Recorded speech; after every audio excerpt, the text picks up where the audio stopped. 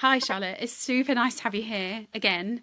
And I was just going to say, but I saved it for now because I've been thinking about the fact that you were the first person I interviewed for my podcast and you were actually my dream guest. And I remember being like, if I can get Charlotte Cooper on my podcast, I will have made it. That will be the best. And then Oh, you said Jem, yes I'm straight away. dying. I'm dying. That is so sweet of you. Thank you so much. Well, Yeah. for me, the honour is being part of your world and getting to know you. The work you're doing is beautiful. Oh, and likewise. Yeah, it's so good to be able to chat to you again. And 5 years later, because we talked in 2020, to be able to have another conversation about all the cool stuff that you're up to. For anyone who hasn't listened to it, go back and listen to the first one because then you'll have context for what we're talking about today. Because at that time, your book, Fat Activism, was relatively new. And so we talked about that. And then today we're talking about another book, which I'm excited to do. So I'm going to introduce you and then we can talk about the book. Okay, great. Okay, so if you haven't met her before, this is Dr. Charlotte Cooper. She is a psychotherapist working in East London. Her scholarship concerning fat liberation is influential, to say the least, and she is the author of Fat Activism, a radical social movement. Highly recommend you check that book out if you haven't already. And Charlotte is also a queer cultural worker influenced by DIY ethics and performs as Homosexual Death Drive, which hopefully we can talk about again, and has also recently written an incredible book, which is an autoethnography called Fat Body Work, and I fucking loved reading it. So yeah, I'm really excited to be able to talk about it, and hopefully people can then go to your website and they can buy it and read it themselves. That would be great. Yeah, because it's amazing. So anything you'd like to add to the introduction, or do you want to just let us know how you're doing? No, I'm blushing. I'm like, oh, who's Jem talking about? Oh, is that me? Yes, it's you. So that's nice. Thank you. And no problem. One of the first questions that I sent you a few questions in advance just to, some people like some prep. And yeah, it'll be interesting to hear how you're doing right now. Obviously, your book's just come out, but the world's on fire. How are you doing? Well, I'm doing okay because I have the kind of work that helps me do okay. So I'm a psychotherapist, a radical psychotherapist, and I feel a lot of responsibility to the people that I work with to provide a safe and stable and, safe enough, a stable and solid place where we can work together. That is, the essence of the work, really. Yeah. And I care enormously about that. So I do that space making, and that helps me feel solid and focused as well. So that's one of the things that helps. And I'm also a sociologist by training. And I find this very helpful because it enables me to take a longer view and resist being sidetracked by daily drama, of which there are volumes at the moment. And, even the worst regimes are inherently unstable. They don't last forever. And not to minimise how very bad things are, but people also find ways to resist. They always find that. And that's the core of my fat activism and my scholarship around fat activism is about how people resist. And I find that soothing to remember. It gives me hope. Yeah. Won't come as much surprise given that I've written this book about fat body work, but I also swim. And I'm in the middle of a long-term project at the moment, which is about swimming culture, architecture, feelings, all of it. So I swim in different municipal pools and I find that interesting and relaxing and restorative. Yeah, so a mixture of things. Political things, serving other people, trying to take a long view, being in my body. Those are the things that kind of keep me going, I suppose. Yeah, I really get that. And I think that that idea of having a long view or seeing what is happening in a broader context can really help, can't it?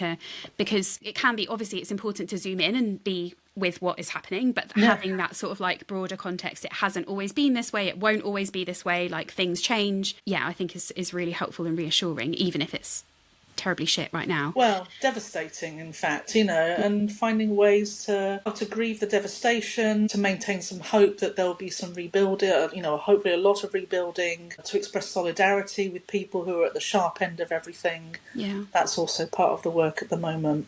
Yeah, absolutely. And I was having a conversation with Christy Forbes earlier today, and we were talking about solidarity and just the importance of being able to feel that, and how that in itself is just really helpful fuel to keep going, knowing that there are other people doing cool stuff. And yeah, it means a lot, I think, to be able to have those connections. Yes, persist.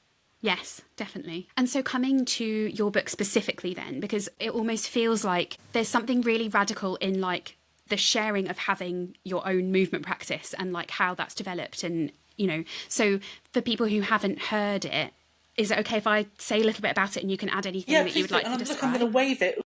Yeah, there it goes across the screen. And again, isn't it shiny? There it is. And so it's an autoethnography. And so it's essentially like a self-study of your movement practice and how that has developed over time. So it takes us from like the 90s until the present day, pretty much. And I'm very excited about it, so you can probably tell. So I just want to make sure I can get my words out. The cool thing about it is that it's like snippets of different experiences, and it's different like mediums of delivery. So you've got, for example, like some is poetry, like that incredible poem at the beginning of the book. And then other parts are like a description of an exercise class that you used to attend and like what that meant for you. And having those sort of different, almost like case studies in a way, and then kind of bringing them together as like, this is an overarching body of work about my body and my relationship to how I move it. Would you say that's like a fair summary? Is there anything you'd add? A beautiful summary. I mean, the very fancy word for something like this would be a bricolage. Ooh, I know this word. I've never heard that word. Good word. Possibly gestalt as well is the way that you might describe it. But for, people, not using that kind of jargon, it's like a scrapbook, a patchwork. It's something where these pieces make a whole, and there is a narrative. It's about how I am now, and it's also a narrative of COVID and about how that has affected me, and it's also a narrative about fat phobia and how that has affected me too. Mm-hmm. It's very important to me with this work, and one of the things that came up as I was writing it was recognising how powerfully fat phobia has affected me. And I'm somebody with probably close to 40 years of activism and scholarship under my belt. Yeah. I've got all the knowledge, but it's still a daily experience. It's not something that goes away. So I wanted to engage with that a bit more, and how that is so deeply imprinted on and in my body and what I do with my body too. Yeah, and I think that really comes through, like especially in that first poem where you're kind of, it felt like a timeline through your life, and seeing the sort of like just daily, everyday things, and then the interspersing of like fat phobia and experiences you'd had. I think for people who haven't experienced fat phobia, or who have internalized fat phobia but haven't existed in a larger body, so don't know what it's like to experience themselves, I feel like that's a really, just like a really visceral way to like read about it and see how it like comes in from so many different angles in so many different situations that some people just don't even have to think about. Yes, it's omnipresent. Yeah. And one of the things about fat phobia that was a revelation, I mean, the book was also about my process in like working this out. I had these notebooks and these scraps, and I was like, what does this mean? One of the big revelations for me was about how gaslit I'd been by fat phobia too, to believe myself to be someone that I'm actually not. And no shade on the couch potatoes of this world, but I'm not a couch potato. Been led to believe that there was something inherently pathological, lazy, stupid and uninformed about who I am, how I move, how I might, ambitions that I might have for movement, that I might even have a practice of movement as well. That had seemed out of the question until I really started to engage with this material. Yeah. And I really love how this, I guess, like the DIY aspect of your work is really, like, it really gives permission to people to be like, your experience doesn't have to be, you don't have to go to fucking university and do a PhD on this particular thing, or you don't have to be an expert on something in order to be able to create something of value. Obviously, you are incredibly experienced in your work. I am those things, but it's true. I was a DIYer before those things too. Yeah. That's something that I learned, well, because I come from punk. It's something that I learned at a very tender age, is that culture and world making is yours to do. But you don't have to have fancy special knowledge. If you want to pursue that, well, that's beautiful, and it will probably infuse what you do. But it's not absolutely necessary. You can do it with, literally my first publications was a pencil and a piece of paper. You know what I mean? I didn't have to have all that. It doesn't have to be excessive, I suppose. You can make the worlds with what's at hand, and I love that. That remains with me. And luckily at the moment, the world at hand offers me technologies and networks that enables me to, and I have skills now, that enables me to write and publish books too, which is what I'm interested in. Yeah, and I think that it's such a reminder to people that may feel like, well, what can I possibly say about things, or like, why would anyone be interested in my voice? Like, that documenting of just everyday experiences or thoughts or reflections is so valuable, and really, I think I don't know. I think that sometimes that kind of knowledge is like gatekept in terms of what people consider to be worth reading. But actually, for me, it's in that, like, I feel connected to someone in the sort of everyday, in the figuring out that they're sharing. And yeah, I think that's such a cool thing to share. Thank you. I mean, yeah, we're the owners of what's worth reading. You Yeah. know, I try and make things that I want to see in the world. Yeah. Yeah, I had another thought then, but it's flown out of my mind. But it's something about feeling maybe entitled, or yeah, making the things that are unexpected, about what's valuable. Oh, I know what it was. So a lot of the impetus to write this book came from the notebooks and reflective journals that I kept when I was working on a show called Swagger with a company called Project O, who are also known as Alexandrina Hemsley and Jamila Johnson Small. And that was such a profound experience. It's about 10 years ago now that I was keeping these notebooks and recording what was happening, but I didn't really fully understand it at the time. It's only, a long time Yeah. later, with with hindsight and with more reflection, that I've come to be able to contextualise what was happening back then. So I suppose some advice I might give to other people considering writing or publishing or talking about this stuff is, it doesn't matter if you don't understand it in the moment, but you probably will with reflection. You'll understand it in time. So things might need to percolate for a while too, and that's okay. That makes it rich and valuable too. Yeah, absolutely. And I think that idea of building a body of work, like I know we talked before about this archive that you have at your house, that I don't know if people can still visit it, but people could book in and come and see it. Yeah. And having a body of work, I mean, it's, also fat body work. It makes me think of the title too. Yes. But like having that is so amazing. Like imagine if everyone just went through life, and it wouldn't, it doesn't have to be like a book or a specific way, but kind of thinking of their life as a piece of work, not in the capitalist sense, but like creating and gathering. And yeah, I just think that's such a cool way to think about things. Yes, it's lovely. It's one of the big benefits of getting older, is that you have a body of knowledge, a body of work, maybe collections of things that that kind of constitute you. I love that when I encounter it in other people. It doesn't even have to be material things. It can be stories, memories, experiences, things that you can share. It is about the richness of life and enjoying that and seeing the value of it, especially for people who aren't of the mainstream, who aren't of the dominant culture. Yeah. Absolutely critical that we value this material, that we don't chuck it out or burn our diaries. I know some people do that. I would never do that. And also think about repositories where these things can be held.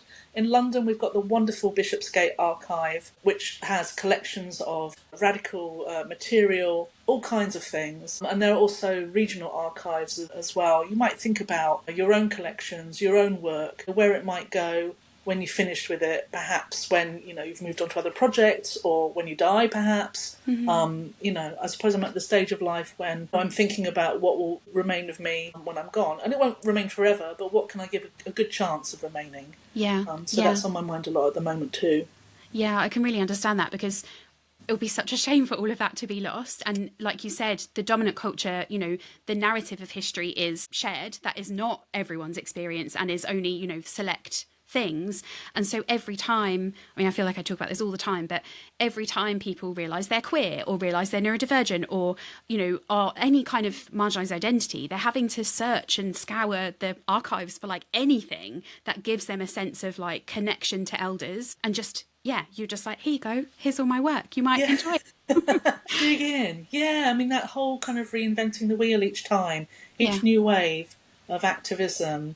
I mean, it's exciting because there are new ideas, but also some of it makes me cry, because there is, change is so very glacially slow, that I always want it to, I want to connect people across generations and with different kind of iterations of knowledge, and to see how that can develop and grow and benefit us all. Archiving is one way of doing that, but having conversations like this, and also knowing lots of different people of different, different places and times, also helps a lot too. I'm a big fan of an intergenerational conversation.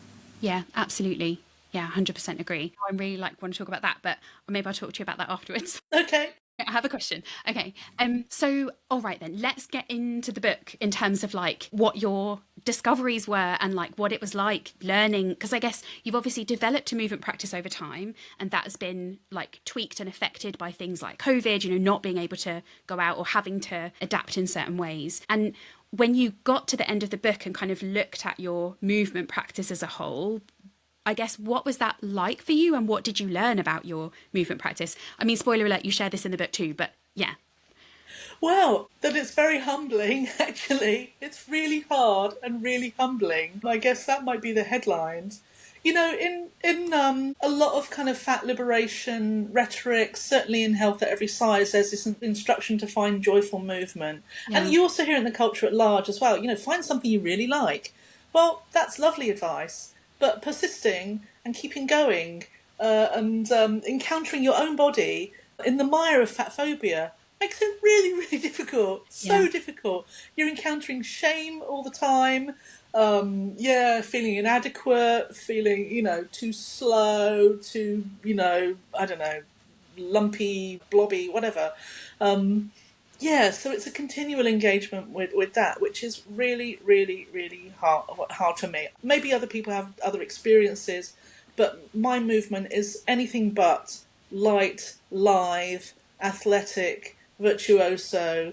You know, it's not that, and that is humbling because when Kay, my partner Kay Hyatt, and also somebody I've worked with a lot, when we went into the studio by ourselves after our experiences of working on Swagger, you know, I went in there thinking, oh yeah, we're going to rule this, we're going to perform all the time, I'm going to be doing high kicks hither and thither, you know, we're going to be doing such extraordinary things with our bodies. I mean, we did do extraordinary things with our bodies, but the reality was it was nowhere it was not in that realm of virtuosity. So that was a humbling reality check about what it is I have as a middle-aged fat dyke. But also what I have is I'm a middle-aged fat dyke, which is blimmin' phenomenal. You Yeah. know, there's a lot around that is really beautiful and brilliant and fun and irreverent and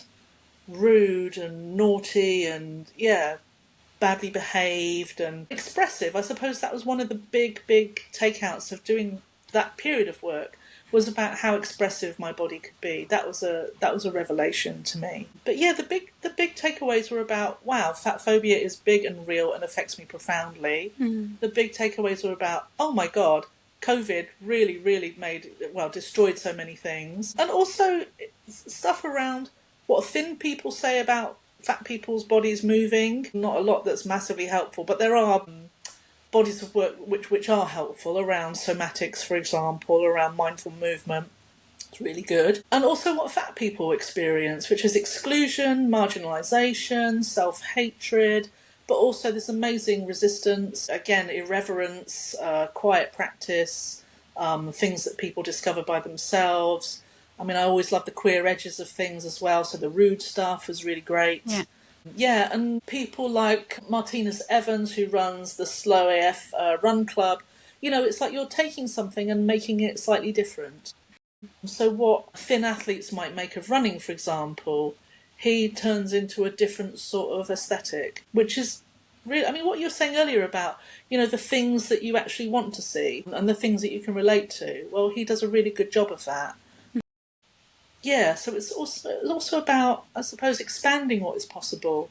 I think fat people have enormous gifts to offer the world in general about what a body can be, what it can do, how to be with your body, how to experience it. You know, there's a lot of I'm going to use the D word, discourse, that we have amazing knowledge that we can contribute to the world. Whether people are going to listen to us is another matter. But I do think that knowledge that comes directly from our bodies that we share with each other is super, super powerful. And I want to be, well, I'm part of that discussion. But I want that discussion to go further. Yeah, definitely. And I remember feeling when we talked last time so hopeful around like the progress that was being made, because obviously in 2020, you know, the body positive movement was like at its height in terms of like it being more of a mainstream conversation. You know, there were more like models who were like fat models compared to you know, the aesthetic that was stick thin, all of that stuff. And I remember just feeling like, I feel like we're cracking this. Like, this is really going to change. And now sitting here, like, your work is more needed than ever. Yeah. Because it's all been rolled back. Like, yeah. And I don't want to sort of dwell on how shit things are necessarily, but I think it's important to mention that, like, you know, a lot of people have sort of broken up with body positivity because it's not radical enough. And at the time, definitely people were like, it's a helpful vehicle, but it's not as radical as it should be. And I'm thinking about Fat Lib London. I don't know if you've come across their work, like doing amazing stuff. So it's exciting that things are happening, but it's so shit that it's more needed than ever, because I really thought that things were going in the right direction when we talked before. Yeah, well, again, you know, taking a longer view, there's always this kind of pattern of progress and backlash, backlash. And this is sort of, I think this is part of that. Yeah, and what's going on with weight loss technologies, again, that's an old story. It's being treated as though it's new, but it's not. And because of that, I don't think it can succeed, because, you know, fat people have been on this planet for at least 30,000 years. There's documentary evidence of that. We're not a group of people that can be eliminated. I mean, perhaps, I don't know, are we the cockroaches of the world? I don't know. Perhaps we are. But, you know, you can't just get rid of a group of people. We know that, you know. There may be genocides, but you cannot wipe out a group of people. There's something about an idea or a sensibility or a group of people that cannot be completely extinguished. They can try very hard, but I don't think that's going to happen. I still maintain a lot of hope. And for me, it's always about culture and world making. Yeah, and that still exists. You know, that hasn't changed for me at all. Yeah. Yeah. And for people listening to this, I guess some people may have been coming into this conversation from like a trans/autistic lens, as in that's how they've come across the work that I'm doing. But I wonder, I don't even know what my question is. I guess it's like, for some people, this might be quite mind-blowing, this conversation, to even think about, like, around, for example, like fatness as being a cultural identity or a cultural experience. And, you know, it's incredibly rich and there's so much to learn about from that. If you've never had to experience that before, can be, like, really eye-opening, I think. So I guess I'm just saying that. I don't even know if I have a question about it. No, that's true. Well, yeah, it is true, you know. And you think about how different groups of people have also taken this up as a tactic. I mean, it's not that long ago that to be a homosexual was to have a disease. Yeah. And in some places and times, this still exists, this belief still exists, and, you know, a disease that can be cured.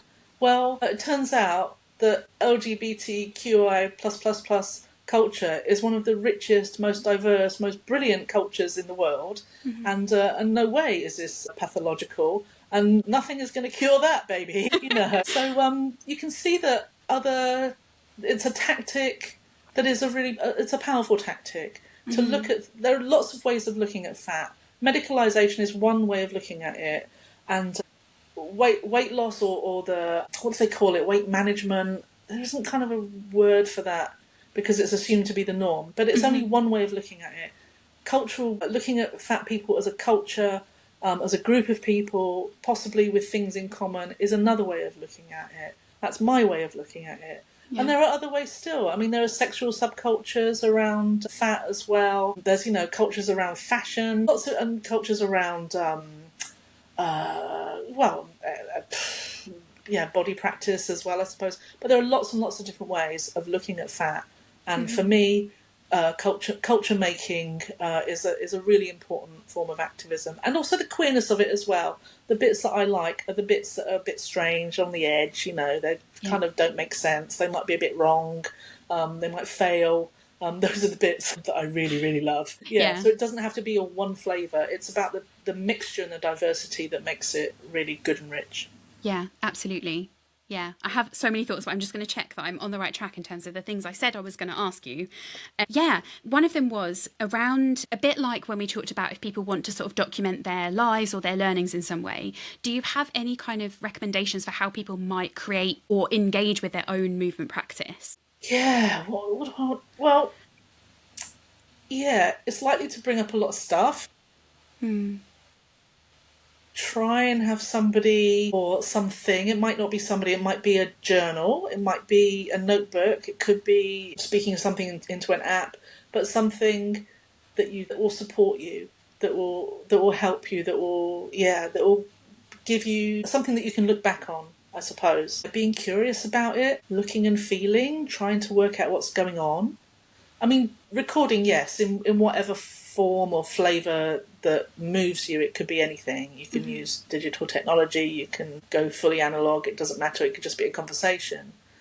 But yeah, you might not know what the thing is straight away. Give yourself plenty of time.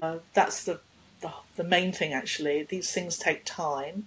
And over time things grow and change and your interests develop. But there is a whole picture there. I know I'm being quite vague about this, but yeah, in terms of like documenting or developing a movement practice, well, have a go. Yeah, have a go. It will bring up a lot of crap. You know, you're going to have feelings about it, and they might not be comfortable feelings. So be prepared for that. But those feelings are important, and they can tell you a lot of things about what matters, what's going on. Yeah, try and stay curious and open. Keep going. It doesn't matter what you do. You don't have to do one thing. You don't have to be great at it. You can be really terrible at it. You get to decide what good or bad looks like. Yeah.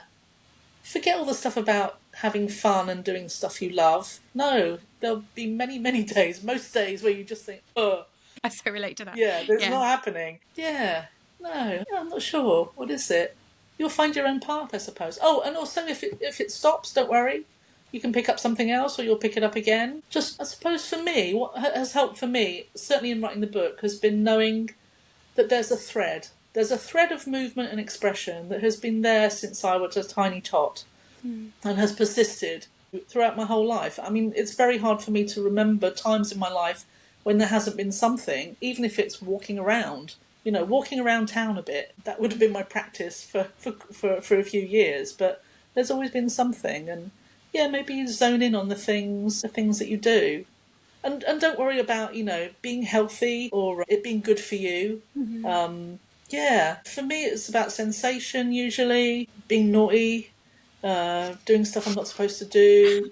Yeah, find your way in, the thing that is meaningful to you. And yeah, know that it won't be easy, that it'll bring up a load of stuff. Oh, actually, the key thing is have a good outfit. Have an outfit that makes you feel very sporty. Love that. Yeah, so all the lycra. Yeah, get all the lycra on. Yeah, I love that. I mean, that's the sensory hell for me, but okay, don't do the lycra. If you enjoy lycra, crack on. Yeah, and like hearing you say that, it made me think of a few things from a neurodivergent perspective, if it would be okay to add. Please do. Because I think for me, one of the things that I really struggled with was for such a long time was knowing that I enjoyed movement, like I danced from a really young age, and like I really enjoy that about your work as well, like your connection with dance. And then I just felt like it wasn't for me. I didn't fit, so I stopped doing it. And then what I've learned later on in life is actually like as an autistic person, I get really stuck and it's really hard for me to get going. But once, if I have either like accountability or sort of like body doubling to like get going, then I'm into it and I can do it. But it's that kind of, it's the getting into it that can be really, really hard. And I think also that things like getting sweaty I hate being sweaty with a passion, and some people will be like, oh yeah, no one really likes being sweaty, but like I fucking hate it. So for me, like the practice that I found is powerlifting, because you stand still and you lift heavy things. You don't get that sweaty, and then you have a big break after you've lifted something heavy. It's so good. And it's super queer. And there is no like body, you know, there's no, I mean, obviously in like the, what's the right word? Maybe in younger, more competitive circles, there is a sort of body aesthetic. But like when I competed a few months ago, everyone looks different and no one cares. And it's so empowering and so queer. So I think there's that as well, like, what makes you feel affirmed, whether it's gender-wise or, you know, just around other cool people, or do you want to do something alone? Yeah, it's been really, really cool to think about having a movement practice and feeling like there are some things that are accessible to me that I would never have thought I was allowed to access. Yes. Yeah, it's really cool. Lovely. Well, I love hearing that. I mean, it brings up a few things for me. First is, perhaps the world hasn't caught up with you. Sad for the world and sad for you, but that doesn't mean you don't get to do the things you want to do. Yeah. The inertia thing, I think, is really true and real. And it took me a long time to do things by myself. I was working with other people. Well, in this more recent period, I guess from the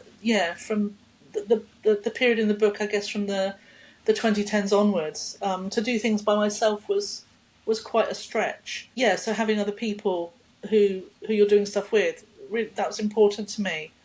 And yeah, about sweatiness. When we were working on Swagger, I felt really sensitive around getting sweaty and also having a red face and being out of breath as well. But one of the interventions, actually, Jamila said how much they really love sweating. And that was transformative for me. Not that everybody should love it. That is not what I'm getting at. But it was so interesting to me. This thing that I had loathed and tried to avoid is something that somebody else was trying to pursue. I was like, wow, really? And that changed quite a lot for me, and made me a lot less judgmental of my own sweating. In fact, I don't feel judgy about it now. I'm quite curious about what happens when I sweat. Yeah, I think I was able to shift from trying to suppress this thing that my body does into being a lot more curious about it and appreciative of it as well. I still feel stigma around it, and I'm aware of what other people might make of a hot, red, huffing, sweating person, a fat person.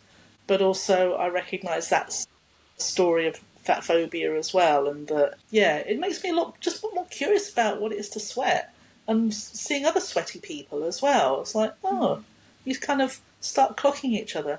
Maybe this will be a project of the future, sweatiness. But, yeah, for sure. Yeah, not liking it and having sensory sensitivities around it. Yes, of course. And for me, that's part of the story, but there are also these other aspects to it as well that have developed as part of my own body work.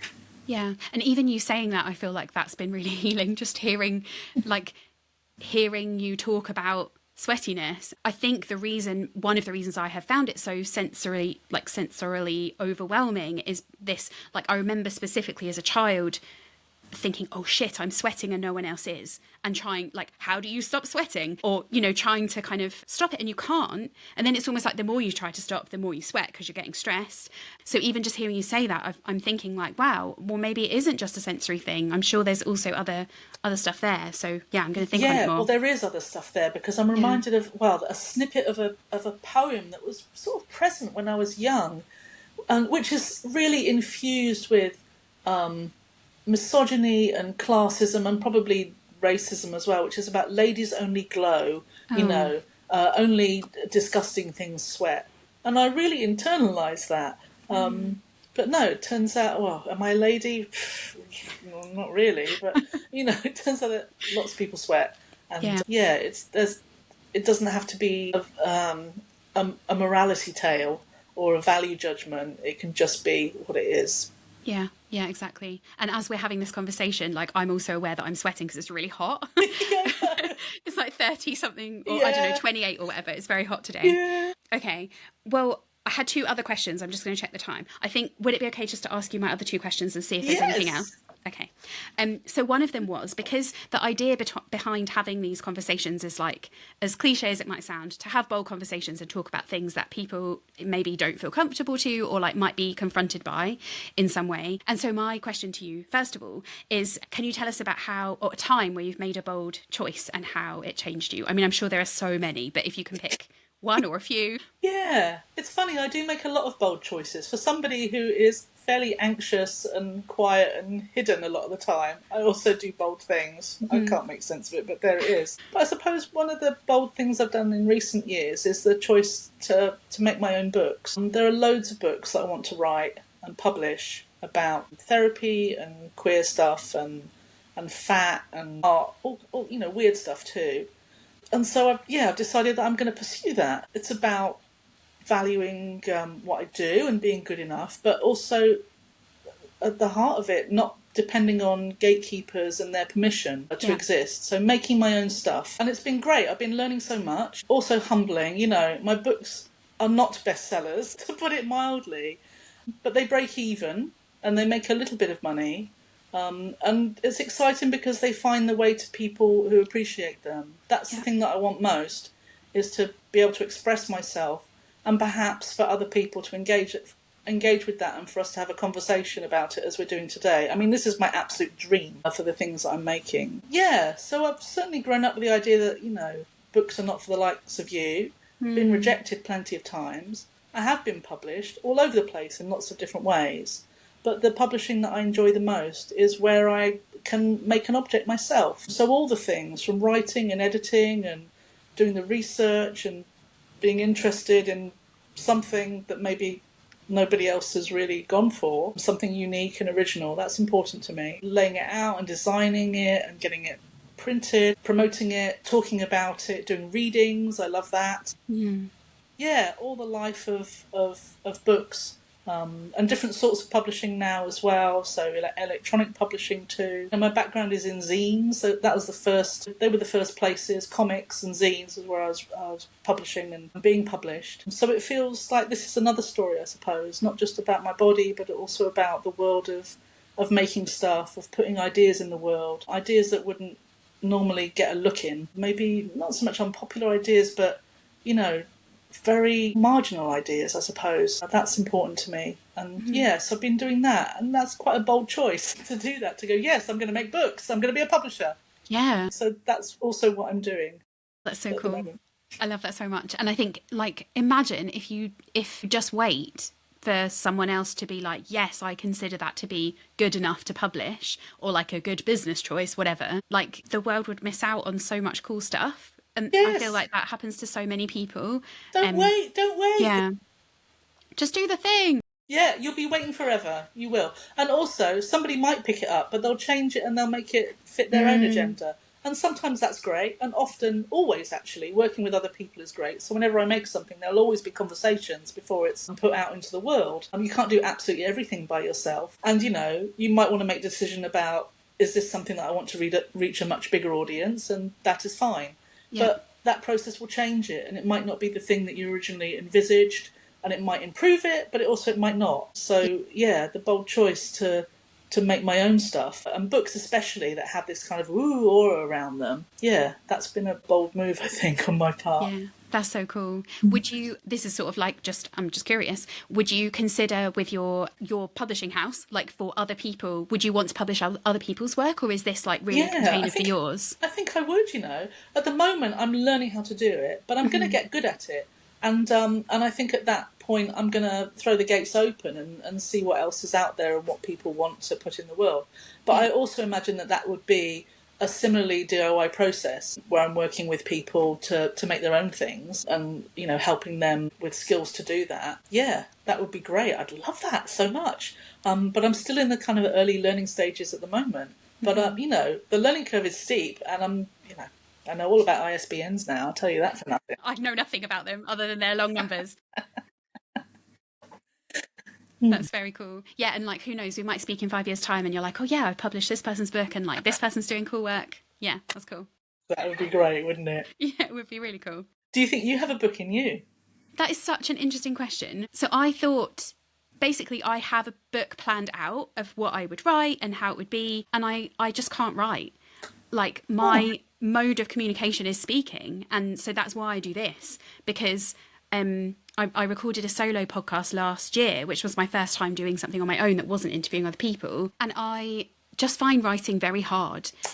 I can't get out what I want to say in the same way as if I just speak it out loud. So I feel like some people, now I'm thinking of people like Robbie Williams, I'm sure, who like dictated his book. I haven't read it, but I could dictate it. But in terms of sitting at a laptop or, you know, a notepad and writing it, I just, I find it really hard. So it's a skill I really admire, that people can express themselves in written words. Interesting. Well, I mean, you find the medium that's right for you. Yeah. But you certainly have a breadth of knowledge that would, you know, that people need to know about. Well, I guess I'll just have to keep talking about things until they're really sick of my voice. Yeah. Oh, or put me on like double speed. Happen. Well, okay, let me make sure that I ask you the last question, because this is such a good one too. Okay. So thinking about bold things, like we've already talked about some, I guess, opinions that you hold that may be considered bold by other people, but they're just like common sense to you. So was there anything that you thought of that is common sense that you think other people would be like, oh my gosh, that's such a bold opinion? Yes, and this comes up every day in my life as a psychotherapist. But hey, it's really good to talk through things honestly and humbly with someone. Yeah. You don't have to lie. Don't make yourself look good. Oh my God. I've Don't messed up defend. myself. Yes. That's all a waste of time. Don't do that. You're enough as you are. Bring that back to the work. Let's collaborate. Let's see what happens. Yeah. Being honest with yourself, as honest as you can be with yourself. Presenting your sad, broken, pathetic self to somebody else, vulnerable self to somebody else is amazing. Yeah, but people do, I mean, all kinds of people, everybody, not just the people I work with or some of the people I work with, some do and some don't. I know I do it as well, but that kind of defensive, no, nothing to see here. You know, that kind of sensibility really, really gets in the way of living a life fully. It's the tender stuff that is your gold, and that if you can present that to somebody else who can hold it, then you're well ahead of the game. Yeah, I love that so much. And also thinking about how little access people have to like people who can adequately hold that for them.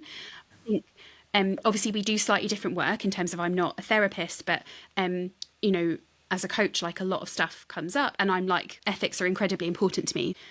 I think the thing that often is so magical in having that kind of connection with someone is just to be like unsurprised by what they share with you. People have shared like what may be considered like quite wild, weird, wonderful things about their lives or about their experience. And I'm literally like, I'm shocked for them, as in, you know, that they've been through such a hard thing or that something turned out in such an odd way. But to be able to hold that and not be like, or I don't know, I'm not sure if I'm articulating it right, but I think that kind of non-judgment and like not just being able to hold something and know that whatever someone gives you, you can hold it because you are working to be resourced yourself. I think that's a real gift. Exactly. You don't have to bring your shiny, performy self to every interaction. You know, that shiny, performy self is beautiful, but it doesn't have to be it doesn't have to be the one note of your life.